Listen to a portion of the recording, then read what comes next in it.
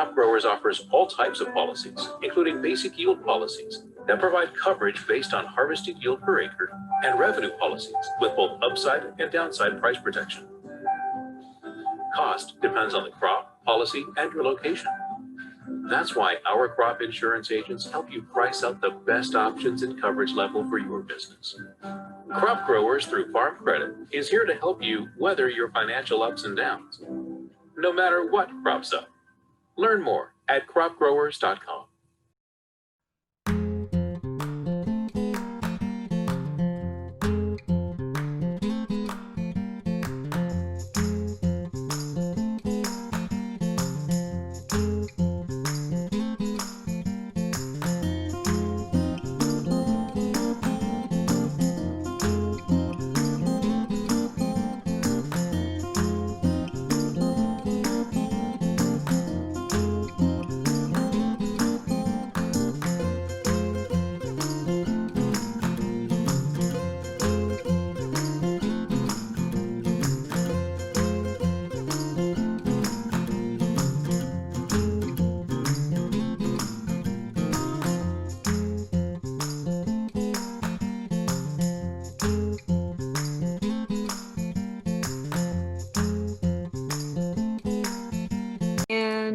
This is our second series in our Fireside Chat program. So this week we have Karl Burgi with us today to do a talk on hoof health and taking control of the top 3 hoof health lesions. So we're very pleased to have Karl with us today. If you guys are comfortable after the presentation, if you want to turn your videos on, feel free to ask questions. The point of this type of program is really to be interactive and have your questions answered. So feel free to turn your chat on, type in the chat box if you're not comfortable, unmute yourself, engage in discussion, don't be shy. This is what we're here for. So Karl, we're very pleased to have you. So thank you for joining us, and I'll turn it over to you. If you would like to introduce yourself a little bit further and start screen sharing, we will go ahead and get started. Let's see if we can get there. Am I on? You are. Yep. Well, it's a great pleasure to be with the people in the Northeast. So my background, I grew up in a small farm in Switzerland, and as a young 22-year-old, I wanted to see the world. I ended up in Wisconsin on a dairy farm, where I worked in Wisconsin for nearly 10 years as a herdsman and herds manager, while at the beginning attending a farm and industry short course at the University of Madison. So I was enthusiastic about the dairy farming and really worked with that for 10 years. And then I decided, I always had a passion for cows, decided to get into hoof trimming. I already did the hoof trimming as a herd manager. And I started hoof trimming in 1990.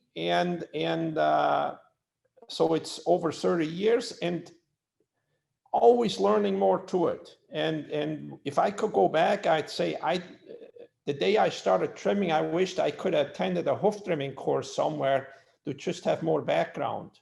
But over the years, I've done plenty of that. I teach hoof trimming. I've taught hoof trimming for 25 years, all over the world. So many graduates, many people, many differences made on dairy farms and for dairy cows.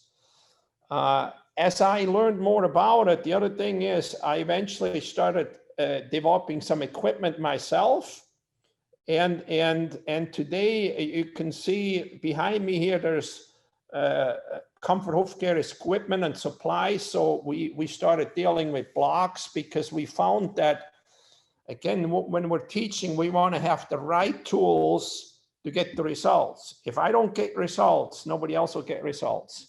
So one of the things here I want to talk about a little bit today is take control of the top 3 hoof lesions. And it's a very short time, so I want to just basically give some insight. We're going to look at just a little bit of hoof records and data analysis. Hoof trimming for prevention, and then the 2 clawhorn lesions, and the one infectious lesions that's really affecting most of the cows anywhere in the world, okay? And then what we're gonna do, we're gonna establish an action plan at the end. So where cows get lame, and I've got a nice foot here. Maybe it's not a typical foot, but it's just a good picture of a foot. And when you look at it, a sole ulcer generally is always on the outside hind claw, right about where the red circle is, and we'll see some later. So that's one of the common ones. And then it's the white line lesion. We're going to talk a little bit about where they're coming from as we go along. And we have the toe ulcer. And then we have the digital dermatitis or the hairy heel warts. They're generally in the back of the heel between the two heel bulbs here, or can be in between the toes. And then we have the next one will be foot rot. In general, those are the 5 most common lesions. But when we look at the data, and you'll see later on, most of the 3 lesions that are underlined are the ones that are going to be the most common ones that we find that account for 90 to 95% of all the lesions that we're finding. So when we look at data, here, this is 750 milking cows, and you can see here we've got sole ulcer is a U, is the gray, white lines is the green, is the bright green, fluorescent green, and then digital dermatitis is the dark green. And just to point out here, with the digital dermatitis, the reason we have the high columns here is when I do the mid-lactation trims or the dry cow trims, the digital dermatitis, even at the chronic stage, gets recorded. And that's just to see to manage the problems, manage the hoof path, manage all of that. And most of these will be chronic, non-active lesions that are marked here. And what you can see here is the thing I want to show here mainly is that the low incidence in the first 100 days of lactation. That's my goal anytime. And when you can see it on a per day basis, it's, depending how many cows we trim. Here there's probably a lame cow with a sole ulcer and one with a white line, and the same thing here, and some of these could also be rechecks, but at this particular dairy, we're in about a 5% lameness rate per year. So, and then here I brought another one in. This is a 6,800 cow milking herd, and here basically digital dermatitis is at less than 1%. So there's no digital dermatitis in the heifers. When they come in, we got a few of the older cows that have it, but it's really not an issue. And what you can see here is we have a lot of problems in the first 100 days of lactation, or for 6,800 cows, maybe it's not a lot of problems, but that's just something we always need to look at. And then we do the mid-lactation trim where we see some problems, and then we're going along pretty well again. Then it's quite well under control. When you look at the same thing now by date, it looks a lot different. You can see that most of the lameness happened from about middle of August to about the middle of October. And what we have to think about is that the circles here, the incidence here, correlate with what's happening here, okay? So more of the early lactation cows are lame during the end of the summer, early fall, and that's because of that 2 months delay, or the heat stress in July or June or July results in lameness 60 days later. So when we have this type of stuff, we can really make good management decisions. We can adjust that. Anytime we trim cows, we're going to see more issue, because some of these could be cows that are not healed yet, or chronic cows that just keep coming back, and that's why they will be recorded. So anyway, today I call the trimming modern hoof trimming, because from what I did 30 years ago when I started trimming compared to what I'm doing today, it's much more based on the anatomy. And for me, there's every foot on every cow has the same anatomy. And even though there's various people that do various trimming systems, for me, there's only the anatomy dictates what we can do with the hoof trimming, what we have to do with the hoof trimming to maintain that proper function of the claw. And you can see here, this is a left rear foot, and then we have a right rear foot. And we said 90%, so sole ulcers and white lines, 90%, 95% of the problems are always on the outside hind claws. So we don't even have to check out the inside claws if there is a problem. We only check the inside claws if there is a problem, if they're lame and we can't find the typical white line or sole ulcer. And that's like 5% of the times. So we got a couple of videos here, as you can see, and so angle is important. So standing up is part of bringing that proper shape back, because when we understand the anatomy better, we know that the toe triangle, what he's trimming right there right now, is the most important part of the claw, is the part that can sustain the weight. So as soon as the cows are not up on the toes, they have a higher risk for sole ulcer and white lines. And you can see here, you saw the angle before he got it done. And the other thing here is, and you see the angle now when you get it done, okay? We're going to look at the next video here as well. This is done with the grinder, and this is a freestyle cow. The other one was a grazing cow, but it's the same scenario. So what I'm doing right there is preventing the sole ulcer. We call that the modeling or the dishing out of the outside claw. And by doing that, we're shifting the weight better onto the supporting edge, which the supporting edge of the hoof goes all the way around along the outside, is the hoof wall. And the other point you see here, that the comment I made is, good trimming can't be done if somebody's never used a hoof knife. Because those little things that I'm doing right there helps in the prevention of sole ulcers, because I'm thinning out the horn. But the other thing is that it helps in the prevention of issues between the toes, because we're thinning out the margins. We don't cause extra pressure or an extra callus. So hoof trimming is highly skilled work, and I like to look at it that way. It's quite easy to shave a head, because you really don't have to think much about what to do. You just put some shaving cream on it or shower and shave your head. It's much more difficult to make something look good, to make hair look good, and know what to leave on so it actually looks good. A lot of times producers, they don't know what they're paying for, because in my opinion, a lot of times they're paying for the hoof chips on the floor. So they're paying, they're not really, there's lame cows after trimming, or the lame cows don't recover.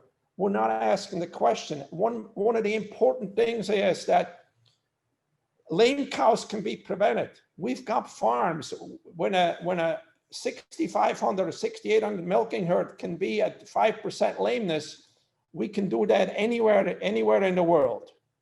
So it's just a matter of asking the right questions and find the solution that gets us there. When I travel worldwide, 80% of the hoofs are over trimmed. 80 are incorrectly trimmed or over trimmed. So there's always mistakes. This is a pretty typical one here. Somebody removed the wall, somebody bled the toes, or they're taking too much off. And I can tell you is Dr. Cook in 2017 at a conference, at the herd management conference, said, if your farm has a lameness problem, you more than likely also have a hoof trimming problem. And I couldn't agree more with him. So the farms worldwide with the best hoof health have detailed management, good cow comfort, and excellent hoof trimming. So the hoof trimming is detailed, and we'll see in the action plan a little bit later what else goes along with it. So when we look at sole ulcers, we see three different stages here: two mild ones, and the moderate one.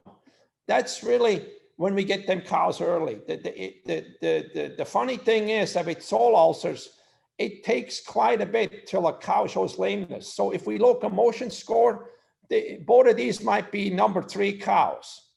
They wouldn't necessarily be limping or anything like that. But when we then do the functional trimming, you know, then we see the sole ulcers. And this is the type of trimming schedule I want to have, that I find them at the very early stages.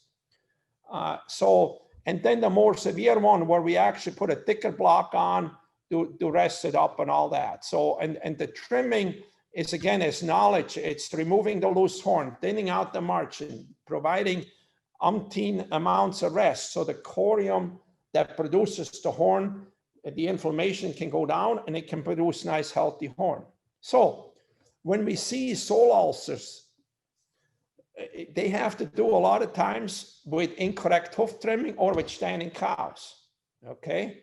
So standing cows, and you can see here, this is not really a sole ulcer, but it's a hemorrhage. And it's there because probably, it's there because this heifer wasn't trimmed, was raised in confinement. She wasn't trimmed prior to first calving.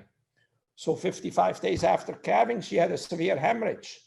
When that hemorrhage, that means there is some permanent damage done that will reoccur maybe later in the lactation or in the next lactation, unless we take care of it with proper trimming. So when you go to farms, when all of us go to farms and you see cows stand, these are just 2 examples. This was a group of fresh cows, just not good cow comfort. This farm had a high incidence of sole ulcers, as well as did this one. Even though this one had quite good deep-bedded stalls, but the stalls weren't comfortable enough on cows because there was too much obstructions. So, and that's what we see, is we see the sole ulcers, especially if we don't find them on a timely basis. And then you go to the farm where the cows are laying down, where we got good cow cooling and everything. And you go to a herd with 7,000 cows and they have less than 40 cows with sole ulcers per year, just because the cow comfort is right, the hoof trimming is right. And so when it comes to sole ulcers, okay, you know, you can see heat abatement is an important part, but good hoof trimming, first lactation heifers, 3 to 8 weeks before calving, especially if they're raised in confinement, just a quick checkup.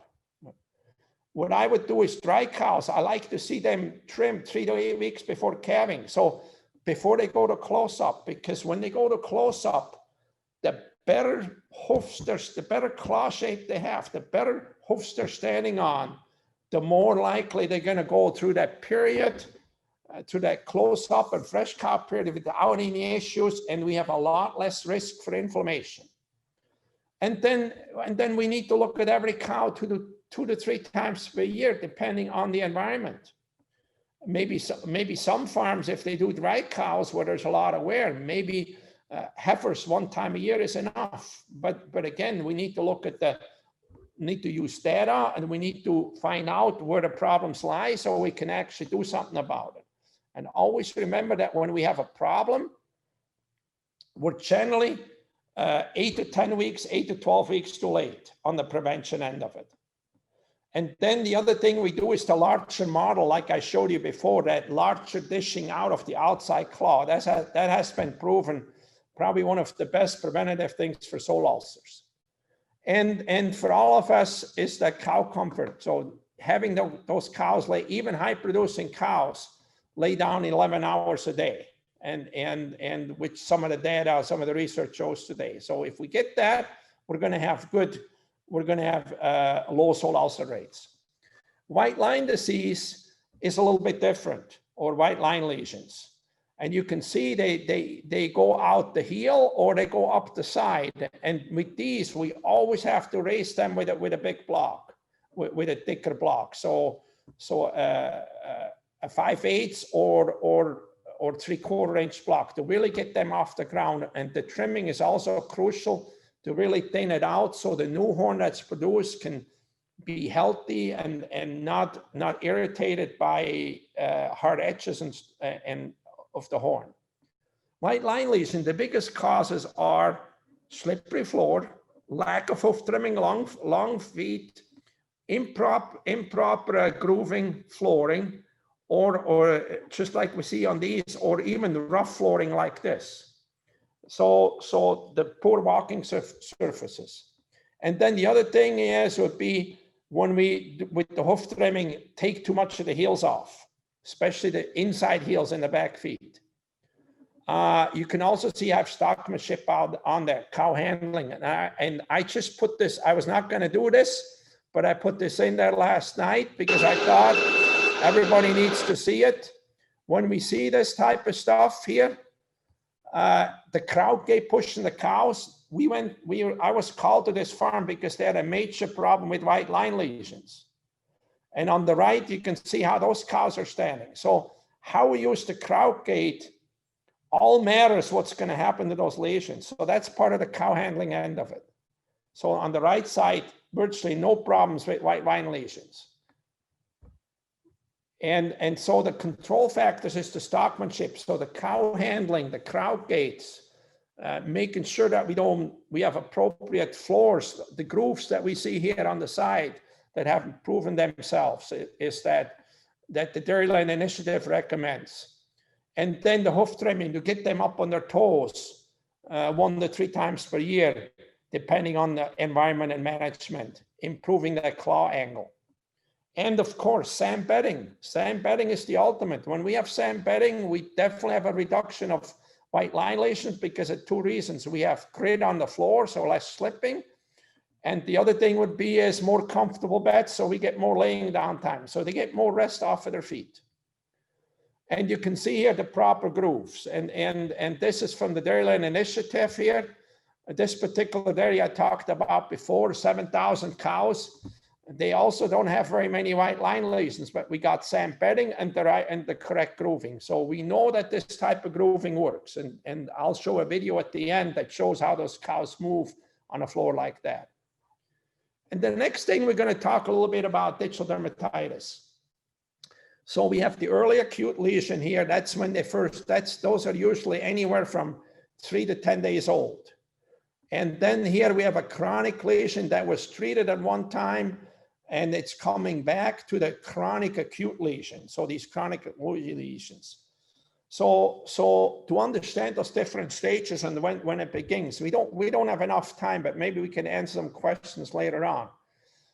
What's the typical sign is of an early acute lesion is a cow standing like that. Okay, and we'll put the sound down a little bit here. That's an early acute lesion. And we know today is if we get that early acute lesion in those first 10 days or in the first week, first 5 to 7 days, and we treat it with tetracycline, the recurrence rates are very, very low. Okay. And the other thing now to understand is you can see it's connected with hygiene. Digital dermatitis connected with hygiene. And it's very clearly here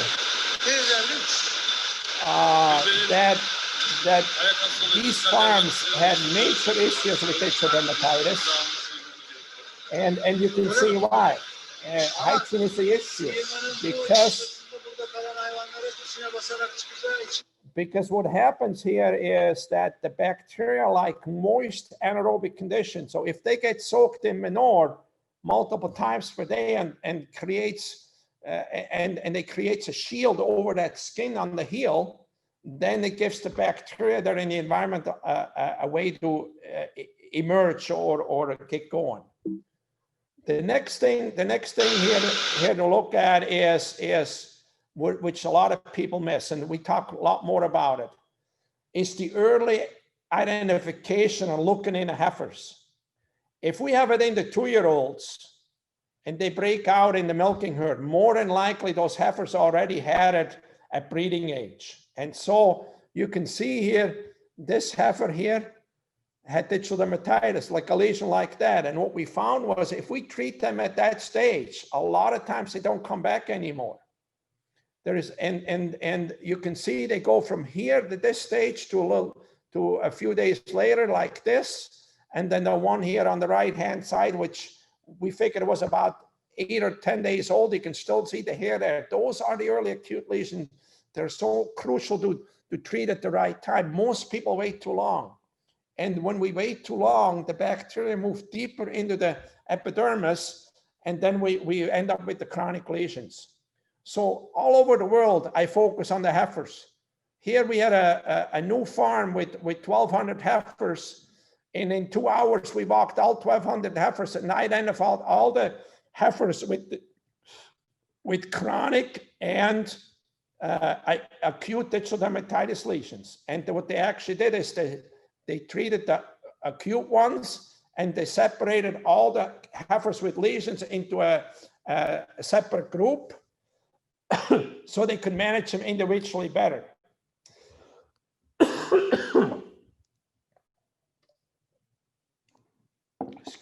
Excuse me. So that's a key point.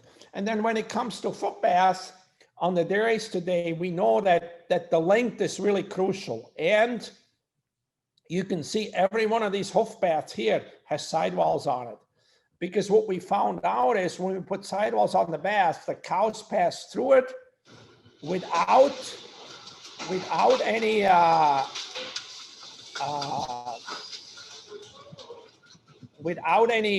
manure, dumping any manure in the bath. There is so much more even traffic because the cow will never stop in a race where she can't see both ways.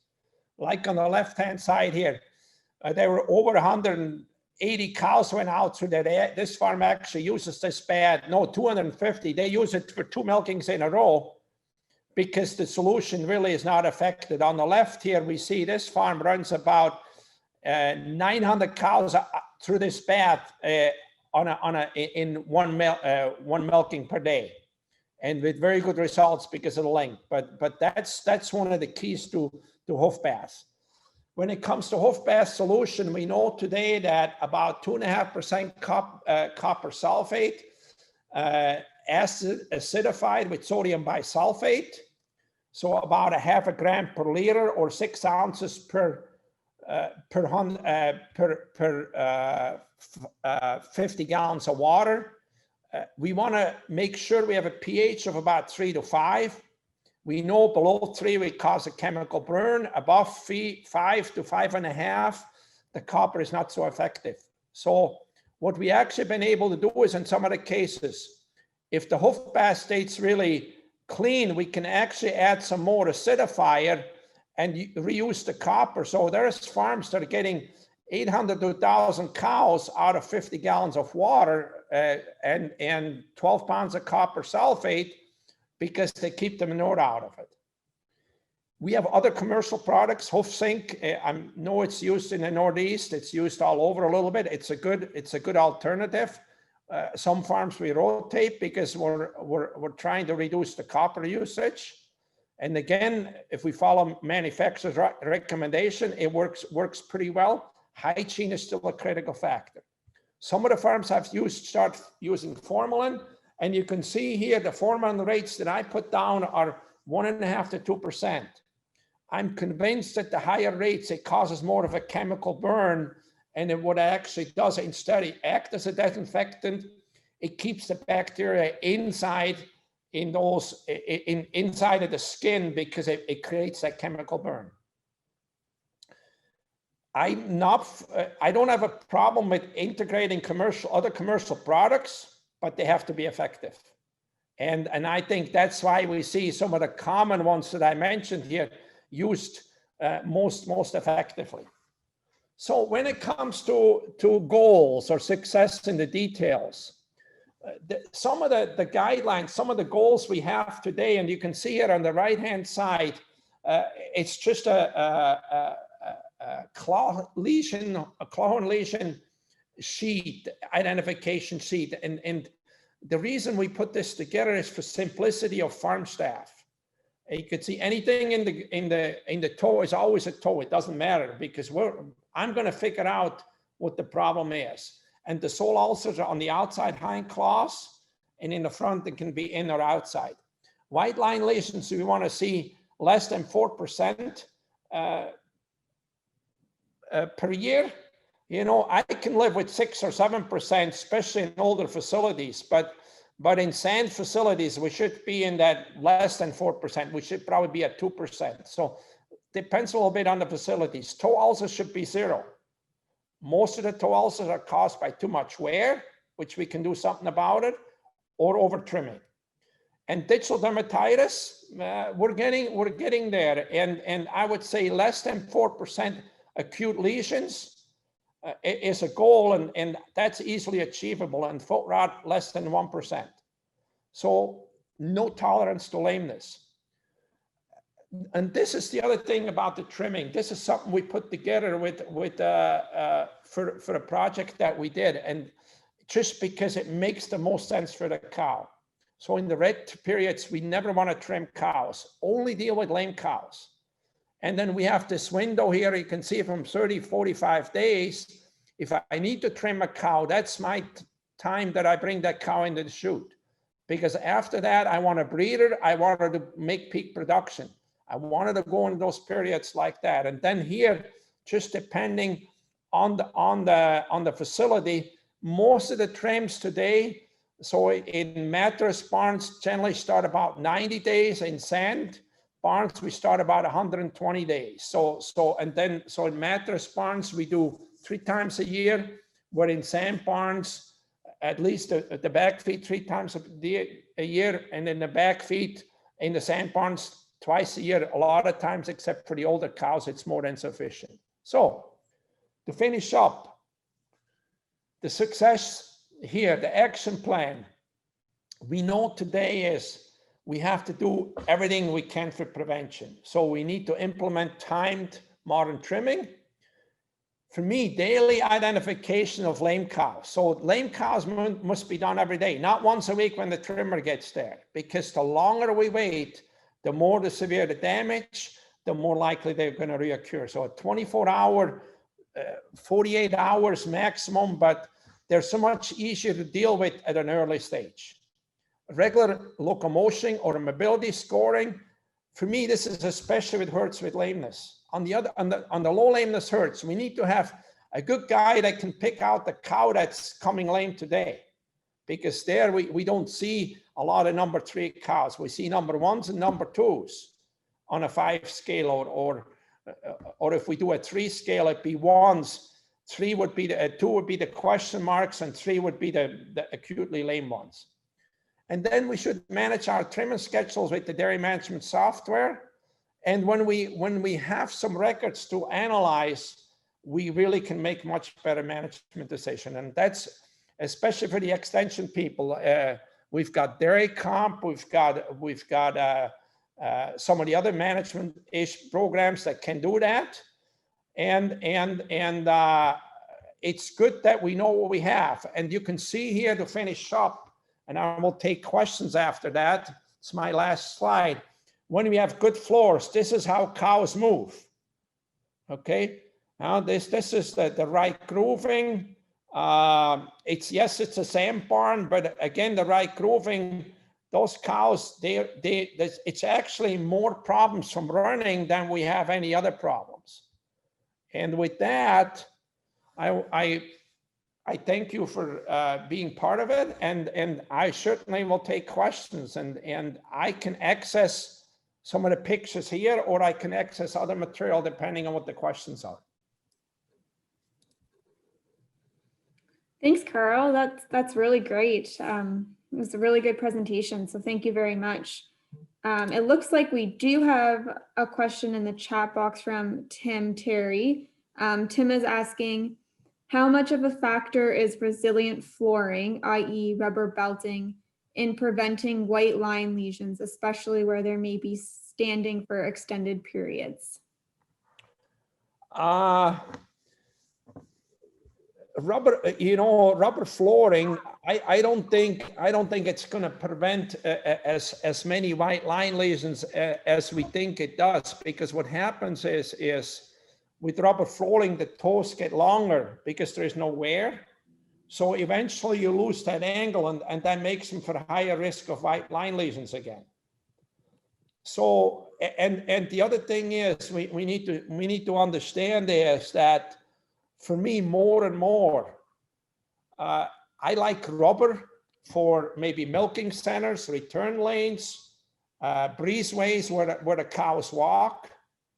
But it's most important to make sure that we have a good freestall for cows to use.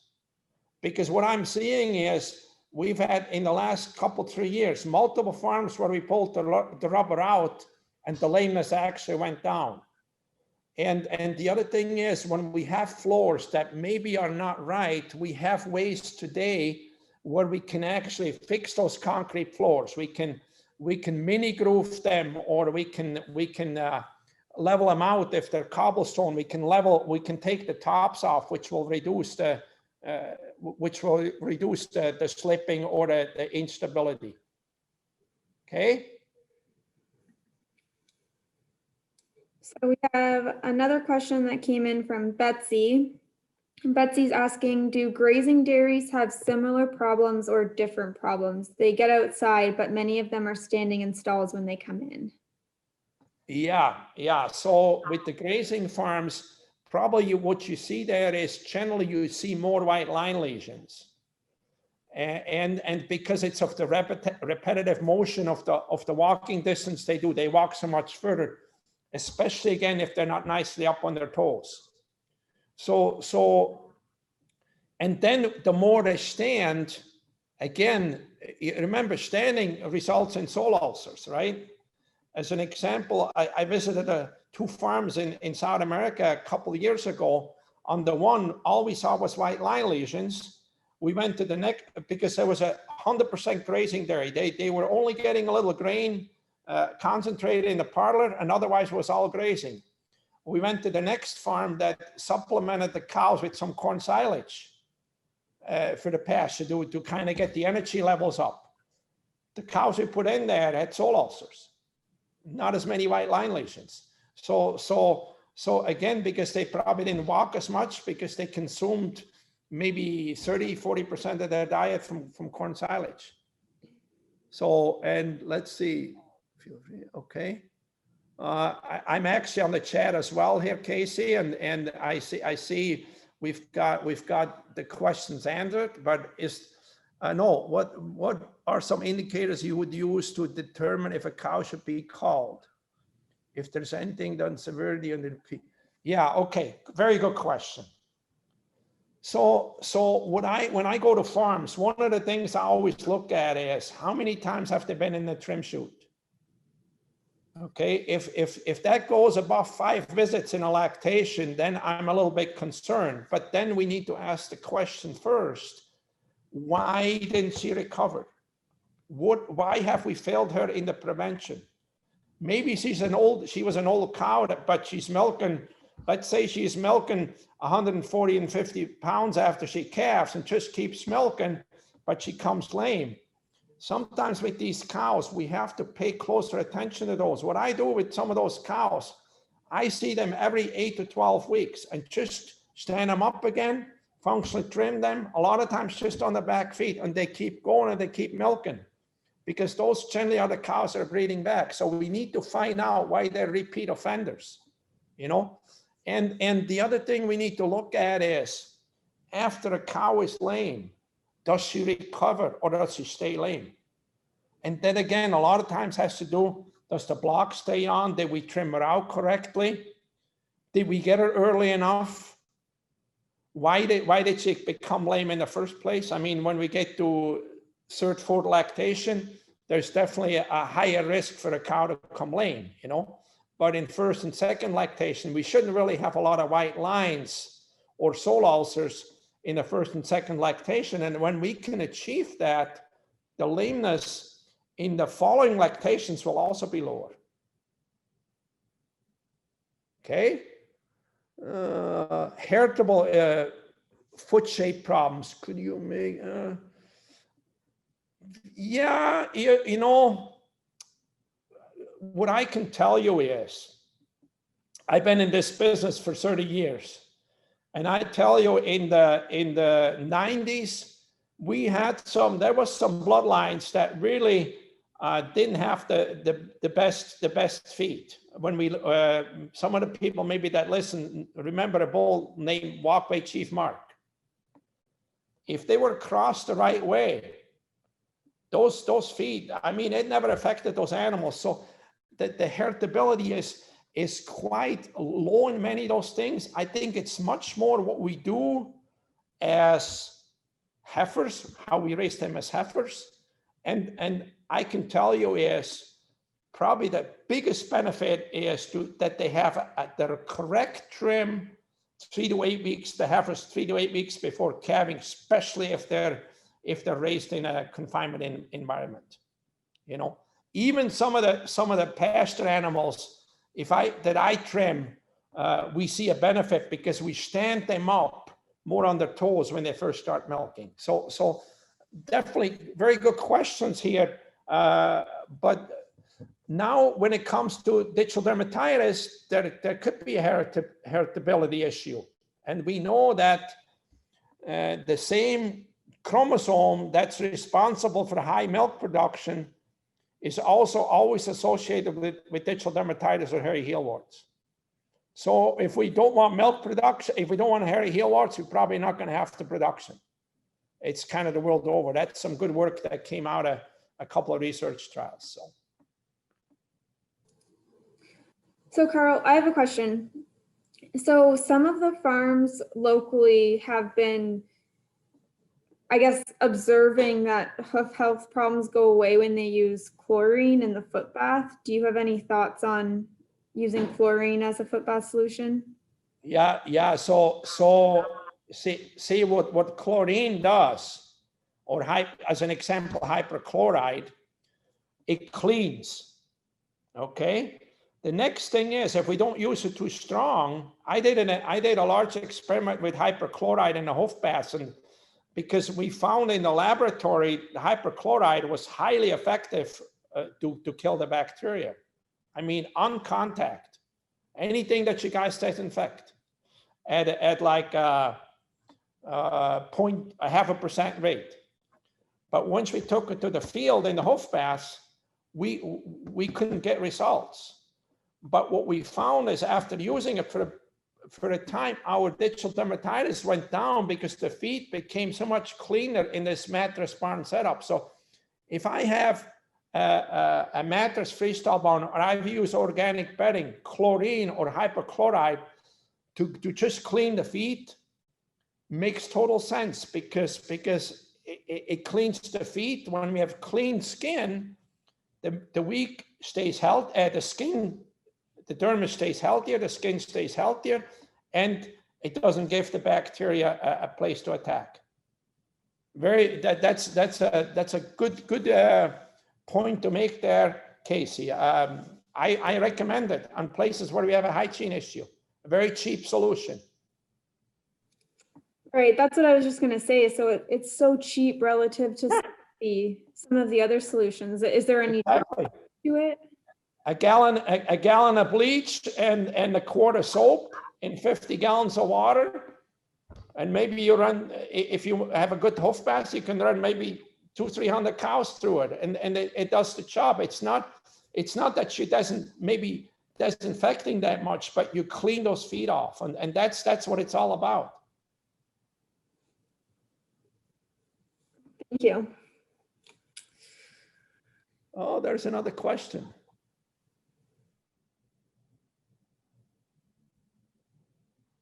So you mentioned that farms with sand bedding often require less frequent trimming. Can you say why, why? So a couple of things.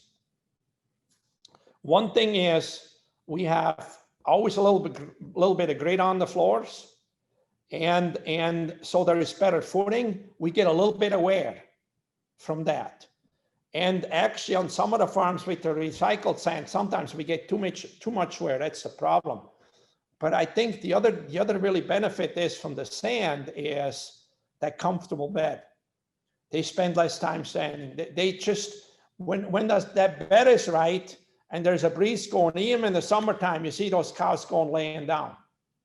You know, I saw that this year, especially in a new cross-ventilated barn, smaller cross-ventilated barns.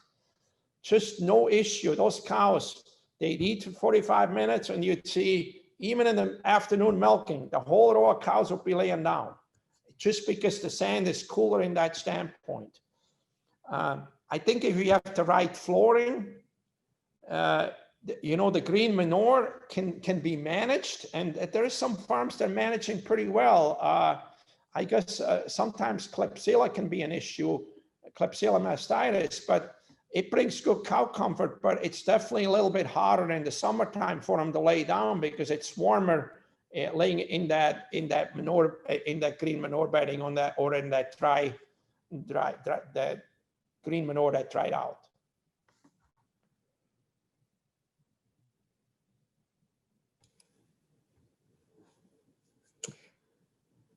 So I guess this maybe is less of a question, but more just to get your thoughts on. So there's been some talk about lameness being viewed as a transition cow issue. Yes. Have any thoughts on that, or do you see that being something that we should focus more on? Yeah. About transition cow problems? And for years, with all the farms that I work on, we've always tried to trim the dry cows before calving, so they go into that transition period. And then a couple of years ago, or 3 years ago, I attended a lameness conference, and one of the keynotes, they were talking about the higher risk for inflammation when cows go through transition and like the first 2 weeks after calving. And it's only, when we think about it, it's only natural. It's giving birth, and it's a huge change. And when I looked back and I said, oh, that makes so much sense, because where we had those cows in good shape, they went through that transition. Depending on the facility, we go almost to that first 100 days without any issues, depending on the wear. So it made sense that some of those things play a role, because the other thing is the hormones at calving time also loosen the ligaments. So if they're standing up on their toes on good feet, it makes a huge difference on the aspect of how that claw functions, how she carries that weight on those feet. And I think that's probably why it makes some more and more sense. And the farms that are doing it, the results are so much better, just because we have them prepared for that, what I say, for that race that they're starting 3 weeks before calving. We also see, probably another thing to mention is that there's a couple of farms that a colleague of mine worked with. They always would have foot rot in the first 30, 40 days lactation, even though they trimmed the dry cows. And what they did is they moved the dry cows trimming closer to, so the day they put them into they would put them into the close-up on Friday. On Wednesday, they trim them all, or they trim them, they trim on Wednesday, they put them in a close-up after trimming. And what they saw was a huge decrease in foot rot and digital dermatitis. And I think just because all the cows were looked at when they entered that close-up and calving period. I think that was the end, because sometimes they did them before dry off. So the timing, if they see it a longer dry period, it just wasn't always perfect. And I think I'm not saying that we have to do them 3 weeks. I would do problem cows. We do it on a lot of places that I will look at them one more time 3 weeks before calving when they go in a close-up or that week, because it's just a matter of picking up the back feet and doing the right stuff for it. Maybe a lot of times it's just dishing that outside claw out again. So, okay. Make sense? Yep, thank you. Yeah. So there's another question from Betsy in the chat box. Are you able to see that one? It sounds like a farm of any side. Yeah. Good. That's a good observation. Maybe a farm doesn't need a full-time trimmer. But what I would say is, like all of my farms, I'm not there every day of the week. Most farms I go there every 3 or 4 weeks or every 2 weeks. But I have somebody on the farm that can put a block on and can trim out a lesion, give the cow relief. They have knowledge. I trained them. And as long as that's done, a lot of times we can succeed, you know. And so what that means is that somebody on the farm, just like treating mastitis, needs to be able to look at a cow when she becomes lame. And I can tell you is on the farms where that's done, I have one farm, he breaks probably the most rules of any of my guys by far. But if there is a lame cow, she goes in the trim chute before he goes for breakfast in the morning. Every day, you know, and I never have a bad lame. We don't have any chronic lame cows. And we got cows in there that 7, 8, 9 lactation, and cows come in heat. So just by paying that little bit of attention, and like I said, we don't on 180 cows. Maybe this guy has maybe 2 lame cows a month during the summer and 1 in the winter. And so definitely is an important fact. But for me, any good trimmer that does a good job can show a farm where he goes to on a regular basis to put on a block and to trim out a lesion, you know, because the odds are it's only going to be either a sole ulcer or a white Lyme, you know, and if it's something else, there's always a cell phone and the video camera, you know.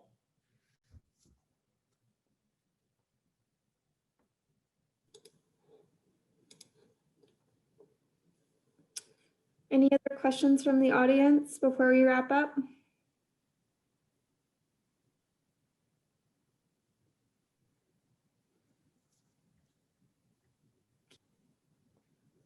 Alrighty, so Karl, if you don't mind, I'm going to take sharing privileges back, and I'm just going to throw something up quickly. Okay, yeah, stop. Okay, we'll do that. There we go.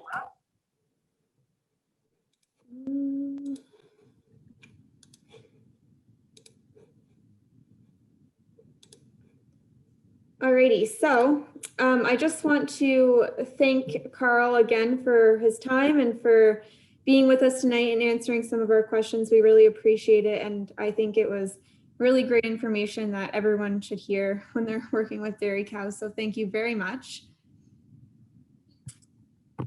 And I appreciate it so much. I appreciate that actually there was some attendance.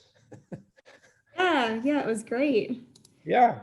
I mean, but lots lameness is not a fancy thing. So sometimes it's not as an important of a factor as it should be. No, exactly. And it's not the most glamorous topic, but it's very important. So exactly. It was very, very helpful. So I just want to take a moment to thank our generous sponsors. This program was offered at no cost to you because we had such generous support from our local and regional companies that were willing to help us out with this program. So we want to give them a big thank you. And I just want to highlight that next week's Fireside Chat is going to be a discussion on weed management with Brian Brown. And Brian is an integrated weed management specialist with the New York State Integrated Pest Management Group. So be sure to tune in next week if you're interested in that topic.